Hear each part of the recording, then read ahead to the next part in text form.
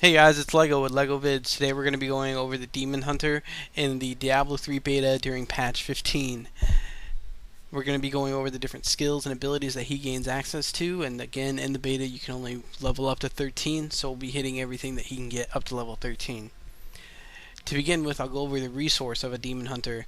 They actually work with two different resources. One of the resources is Hatred, and the other resource is Discipline. Hatred regenerates on its own at a decent rate. By default, at base level, it's 4 Hatred per second, and then you can get some gear and you can kind of boost that up a little bit. In addition to regenerating on its own, you can also fire what are called hatred generators. You'll have 4 abilities ultimately that would be hatred generators, but in the beta you'll have access to just 3 of those. And so firing those hatred generators will give you hatred as well. And so you have your passive regen, and then using the generators you'll be able to generate hatred. Hatred is used for most of your offensive abilities, so the ones that actually do damage, and so your higher damage abilities are going to be using Hatred. Overall, I think it works pretty well. Next up we have Discipline. Discipline regenerates on its own as well, similar to Hatred, but the regeneration rate by default is just 1 discipline per second, so it's fairly slow, and your cap is only 30 discipline. You can get gear to raise that up. Same with Hatred. You can get gear, and there's actually a talent, or a passive rather, that you can use to boost your Hatred up a little bit too. But the discipline abilities are used more for tactical things like mobility or temporary buffs and that kind of thing. So I do really like the dual resource system of the Demon Hunter. I think it works well, and if it's something that interests you guys or something you're curious about, I highly encourage you to check it out in game when the game releases if you don't have access to it now. I do think it's fun to balance the two different resources out. The first set of abilities that we're going to go over are called hatred generators. They're actually the abilities that you can use to speed up your hatred generation. So each time you use one of these abilities, you actually generate hatred, and each ability is different.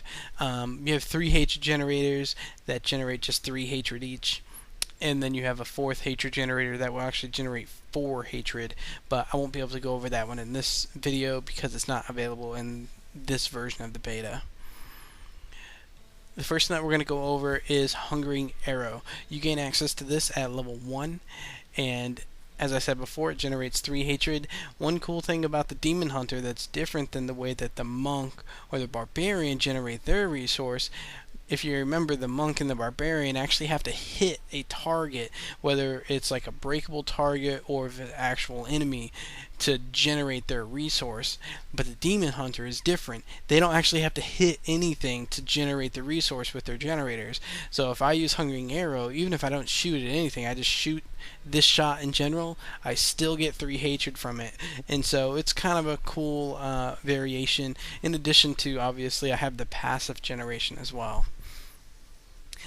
Again, Hungering Arrow you get at level 1, and it fires a magically imbued arrow that seeks out targets for 115% weapon damage and has a 35% chance to pierce through targets. I have a rune attached to this right now called Puncturing Arrow. You gain access to Puncturing Arrow at level 6, and it increases the chance for the arrow to pierce to 50%, and so instead of 35% you have 50% chance to pierce through. Hungering Arrow is similar to Guided Arrow in Diablo 2. If you ever played on Amazon in Diablo 2, it's similar to that, where it'll actually seek out targets. Its seeking ability is not quite as strong as the seeking ability was for Guided Arrow in Diablo 2, but it's still fairly decent, and I do really like this ability.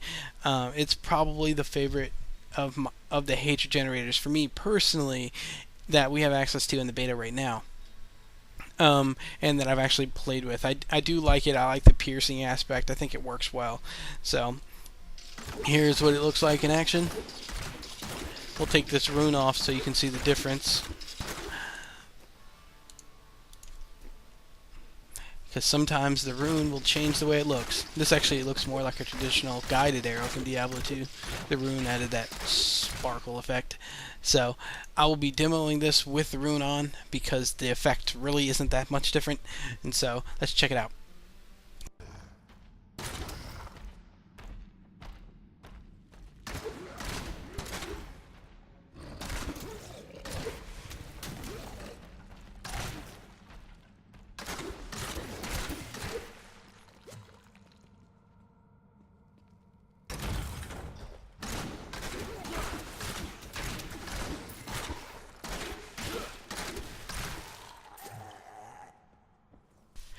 The next hatred generator that we have is Entangling Shot.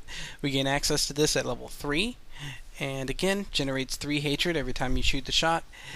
Imbue an arrow with shadow energy that deals 75% weapon damage and entangles up to 2 enemies, slowing their movement by 60% for 2 seconds. And as you can see, I have a rune attached to this called Chain Gang, and it allows the ability to chain up to 4 targets instead of the 2 that it does at base. So this is a cool shot. I really do like Entangling Shot.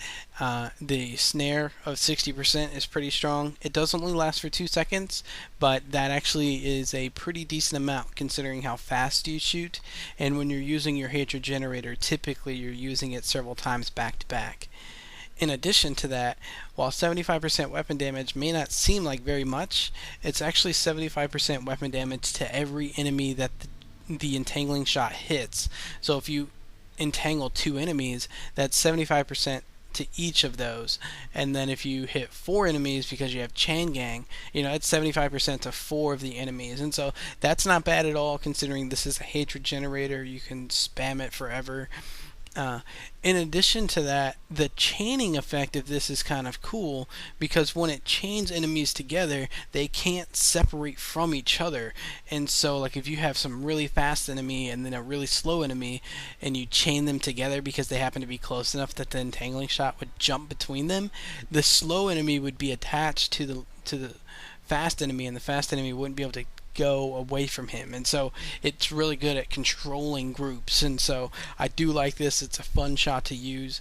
So the particular rune effect that I have on this doesn't change the way that the shot looks as far as just demoing it here, so I can't really show you a difference. And when we check this out in combat, I'm just going to show you the 4 target amount, and since it's not that much different, it's 2 targets or 4 targets, so I'll just show you the 4 target one. It's a lot more fun than the 2 target one, but overall effectively it's not much different, so not much to show. Let's go ahead and check it out.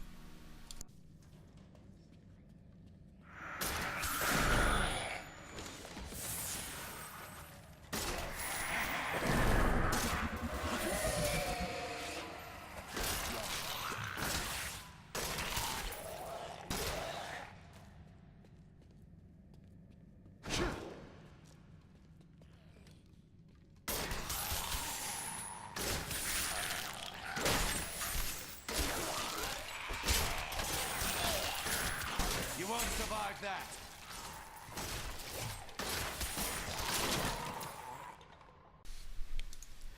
Next we have Bola Shot. Generates 3 hatred, just like our other hatred generators that we've gone over. You shoot out an explosive bola that wraps itself around its target. After 1 second, the bola explodes, dealing 130% weapon damage as fire to the target, and an additional 110% weapon damage as fire to all other targets within 7 yards. This is a cool shot. When I very first started playing a Demon Hunter, it was strange to have to wait for the 1 second for the bola to explode. But after playing with this for a little while, like 10-20 minutes, I really started to get used to the 1 second delay on the explosion. And so you could shoot multiple bolas into one target, and they'll still all explode in succession. So if you shoot like 3 bolas into one target, you'll see them explode 3 times, and so they do stack up even if you shoot multiple ones into a target. In addition to that, when you use Bola Shot on objects and destructible objects like barrels or doors or tables and other things like that, the bola explodes immediately, so you don't have to wait for that 1 second, which is actually one of the new updates for patch, I believe they did that in 14, but it's also available here in patch 15, so the bola explodes immediately on doors and destructible objects, which is very convenient because it's common for you to have to destroy a door to be able to go through a doorway, and waiting that 1 second for the bola to explode was kind of annoying, so I'm glad that Blizzard updated that. So you gain access to Bola Shot at level 11, and so you do get it kind of early on, and so not a bad shot. I do enjoy this for AoE. It works out well, and of your different hatred generators, it's probably your best AoE one unless you want control, and then you would go with Entangling Shot. But for pure damage, Bola Shot's the way to go. It's a good shot. Check it out.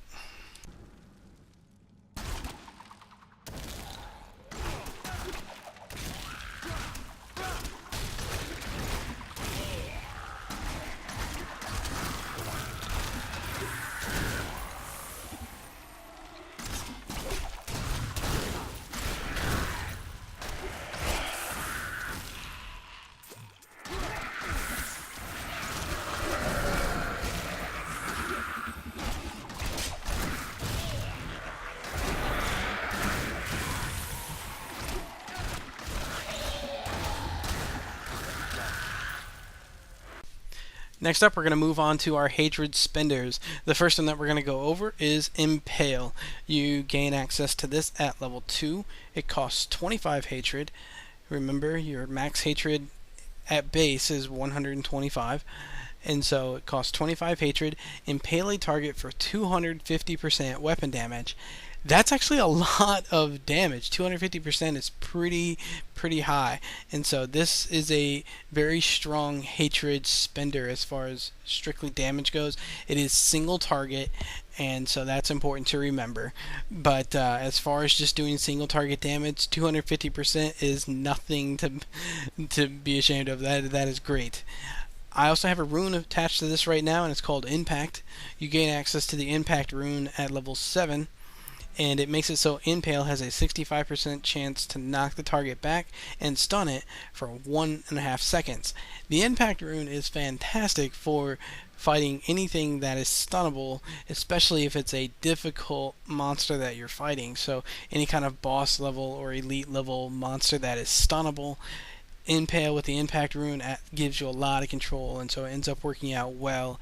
If you're really looking to control an enemy that is strong but can be slowed or stunned or both, using Entangling Shot to keep them slowed down and Impale to throw them stuns, it gives you a lot of control over your enemy. Let's see what this looks like. This is what it looks like with the rune. As you can see, it's really fast, and so it has a little yellow color to it. I'll take the rune off, and then you'll be able to see what it looks like without. As you can see, I do generate hatred when I use my hatred generators, even though I'm not hitting anything. And so, without the rune, it is blue. I'll just be showing you the demo with the rune, and then since the only effect without it is just damage, so it's not functionally that much different. So, let's check it out.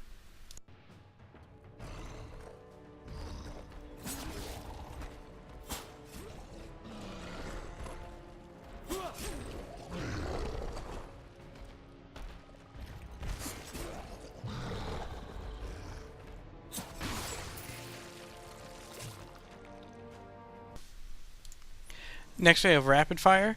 It costs 20 hatred initially and an additional 10 hatred while channeling. Rapid Fire for 228% weapon damage as physical. You gain access to Rapid Fire at level 5. This ends up being probably one of the most fun abilities that you get as a Demon Hunter. It is kind of cool to be able to use, and you do shoot really fast. As far as practical use, it works really good versus single target, and it works okay versus multiple targets or AoE kind of style.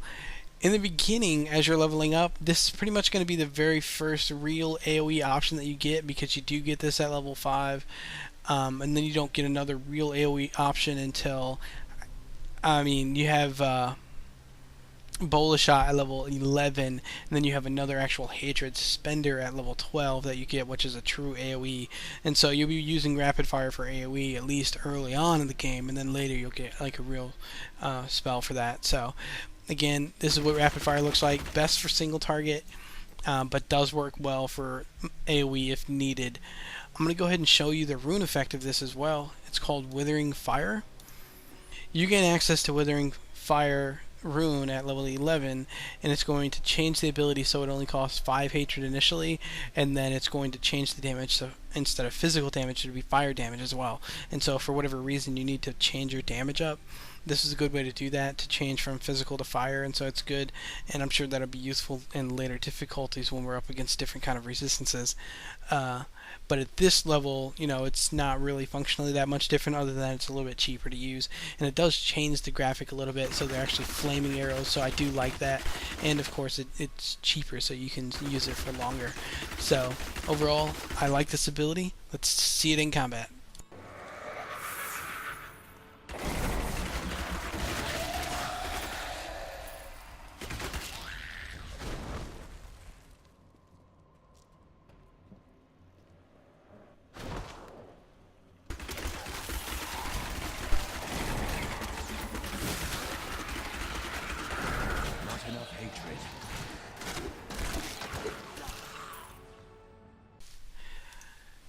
Next we have Chakram.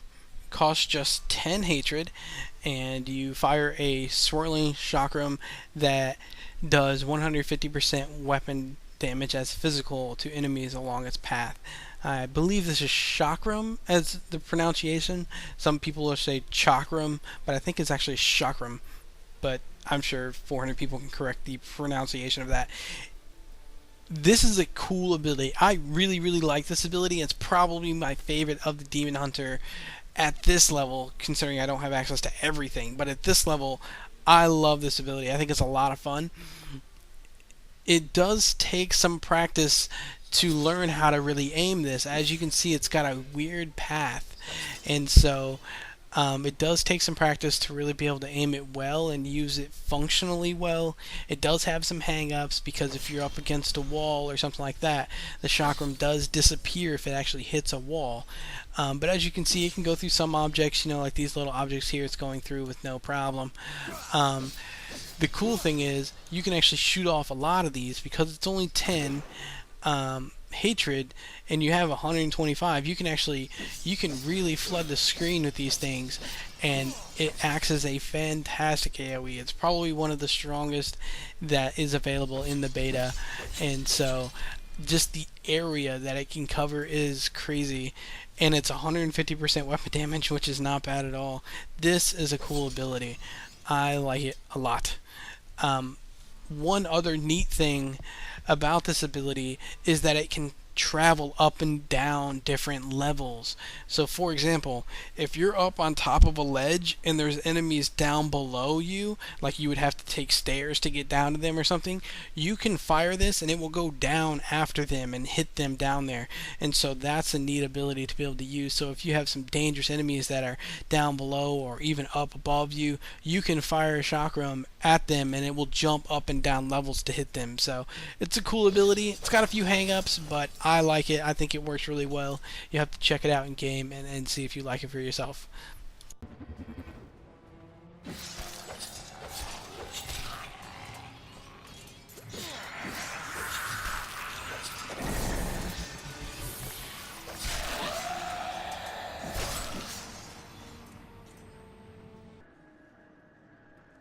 Maintain your incantation. I am free. Now, back to my mission. Next, we're going to move on to our discipline abilities.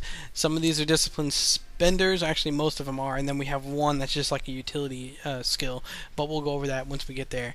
First up, we have Caltrops. Caltrops you gain access to at level 4. Cost 8 discipline. Again, your max discipline in the beginning is 30, so keep that in mind as you look at these discipline costs. It costs 8 discipline. You lay a trap of caltrops on the ground that activates when an enemy approaches. Once sprung, the caltrops slow the movement of enemies within 12 yards by 60%. The trap lasts 6 seconds. Increase the slowing amount to 80% with the hooked spines rune. And so I have the hooked spine rune effect attached to it. You gain access to that rune effect at level 12. So I'll just be showing you with the hook spine rune effect, and so instead of seeing a 60% slow, you're going to be seeing an 80% slow with this particular effect.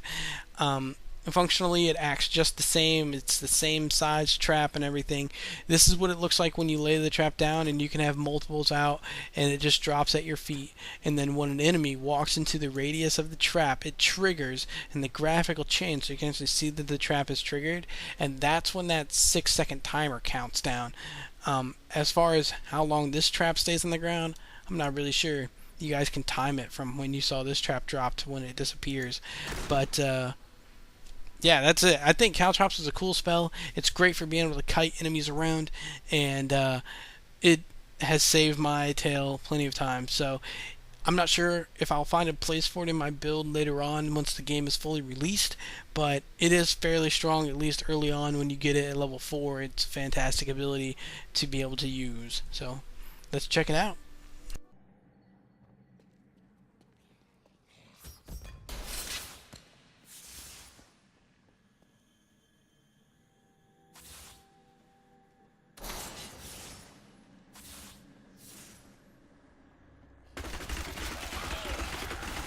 Vengeance! Blood Jongda! How could you succumb to this coven? The Coven is my brotherhood now. The powers we serve will soon rule this world! I need more discipline.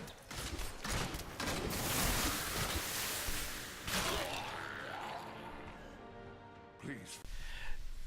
Next up, I'm actually going to go over one of the passive abilities that you gain access to, because it's one I want to be able to show you with some of the abilities that it's going to affect.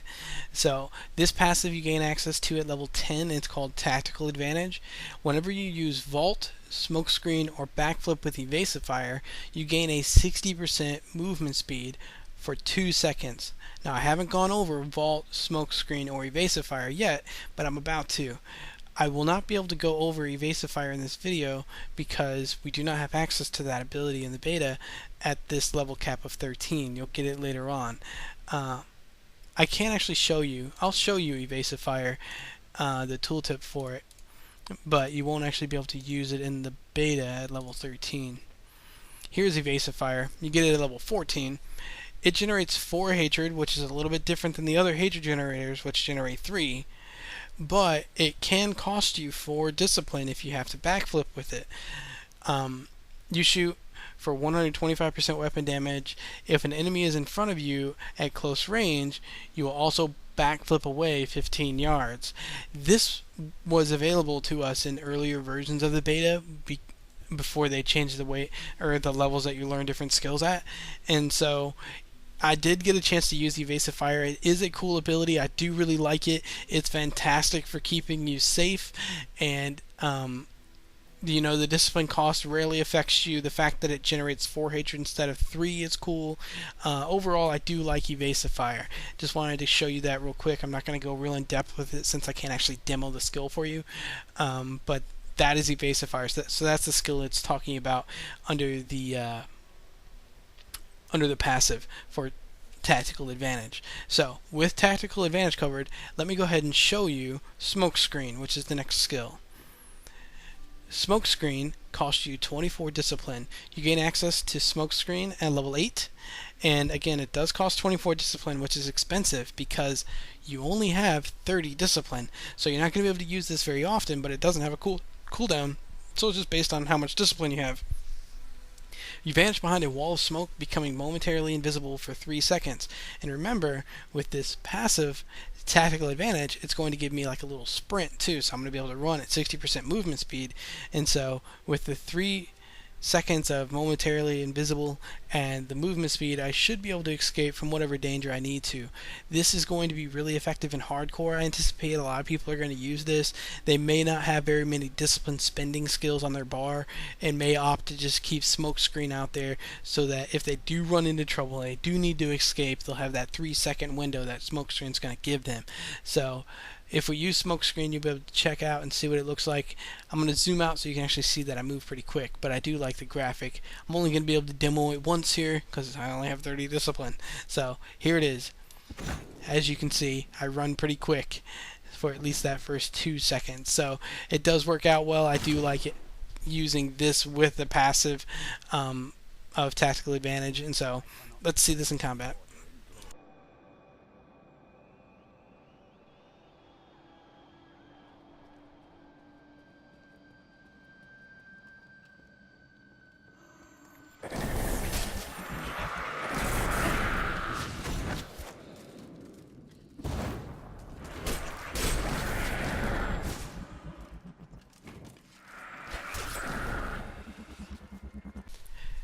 Next up, we have another Discipline Spender, Vault. You gain access to this at level 9. You tumble acrobatically 35 yards. It's a mobility skill. It's used to keep you mobile and it can save your life. Again, I'm going to be demoing this with the passive of Tactical Advantage, so I'm going to get that 60% movement speed for 2 seconds after I use it. So just reminding you of that's where the sprint is coming from when you see me use Vault.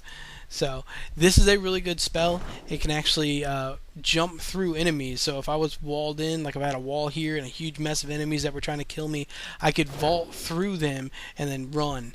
And so you can actually vault through enemies. They don't collide with you, and so that's good for being able to escape. I do like Vault, whether it's just to travel from A to B quickly or to actually jump over enemies to get myself out of danger. It is a useful skill. I like it a lot. Let's check it out.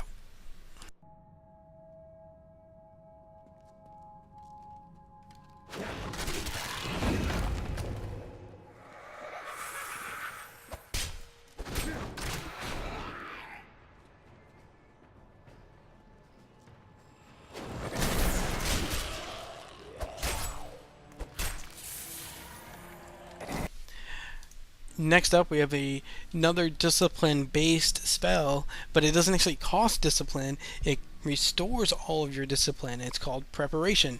You gain access to Preparation at level 13, has a cooldown of 45 seconds, and instantly restores all your discipline. So if you're running around, you want to vault a lot, and you want to travel quickly, good way to get your discipline back, and then you can keep on running. Another option that you could use it for is you might team this up if you're really concerned in hardcore that you were going to die and you wanted to team it up. You might team it up with your smoke screen ability instead. That way you could escape actually twice, because you could escape the one time, and if you really found yourself locked in, you could use Preparation and escape again.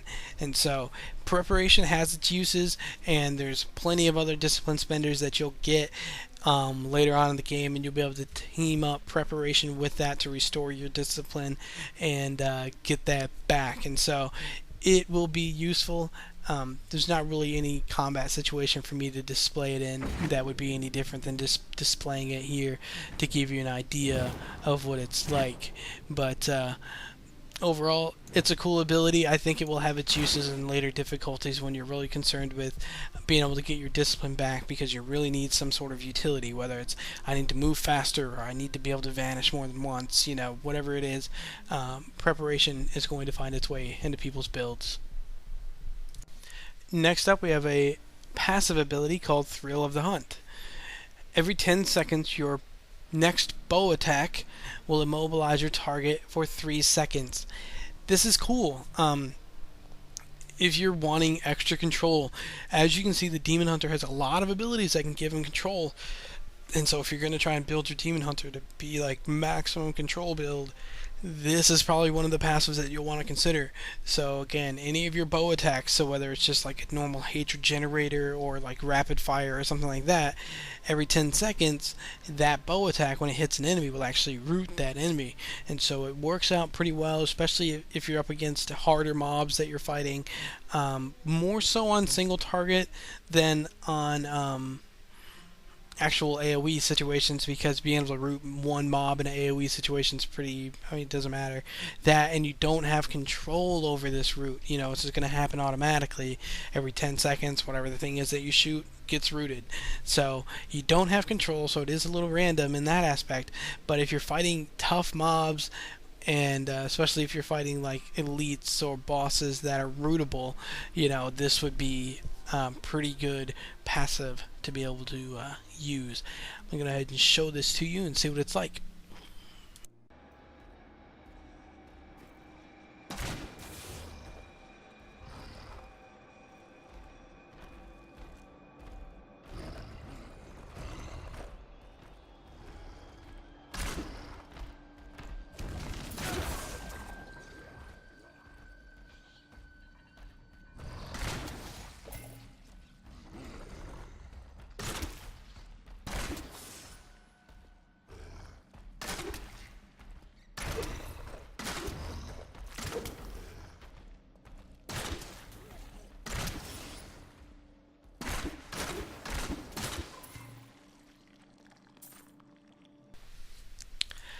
Finally, we have Vengeance. Your maximum hatred is increased by 25. In addition, gain 20 hatred and 2 discipline whenever you are healed by a health globe. And so instead of the base of 125 hatred, you'd have a base of 150, and then whatever your items had on it, that would be added in as well, because your items can actually give you hatred as well. And so it is cool. It boosts your hatred up, which is effective as far as burst damage goes. But once you spend your hatred and you come off the top, as long as you're not allowing your hatred to cap out, DPS wise, technically it's not any better. But for a game like Diablo 3, where you're constantly in and out of combat and moving from enemy to enemy, your hatred can cap out on you, so it's fairly common, and then you might save it up for when you're facing like a hard enemy. So this works out well for the hatred increase. In addition to that, the real thing that's cool about this is that healing from the health globe, giving you hatred and discipline. It actually gives you a way to get discipline back, which is fantastic, but 20 hatred's pretty good too, considering you don't have that much. In addition to that, it says whenever you are healed by a health globe. So you don't have to actually pick the health globe up. Somebody in your party could pick the health globe up, because when somebody in your party picks up a health globe, you get healed by it too, because it heals everybody in the party. So even if the barbarian on your team goes and picks up a health globe, you're still going to get the hatred and discipline for that. And so this will kind of give you a really cool way to be able to get hatred and discipline back. Health globes can be fairly common if you're killing massive amounts of enemies all at the same time. So any kind of AoE situation, you're going to see health globes all over the place, and sometimes you won't even see them because a melee character will just automatically pick it up without even noticing, because it'll just land on top of them. And so this will be a cool ability to play with, especially when a group, when you have other people picking up health globes for you. It's going to be a lot of fun. So not really much to show here as far as functionally in combat, but I'll see what I can do. Let's take a look.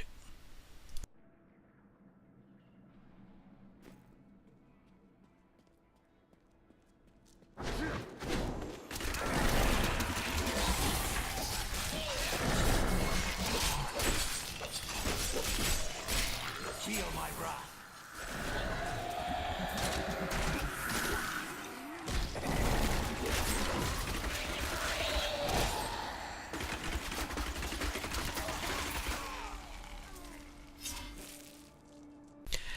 That's all for the Demon Hunter, guys. I hope that you guys have enjoyed the video. I hope it answered a lot of questions for you. If you have any other questions, leave a comment, let me know. I'll do my best to answer.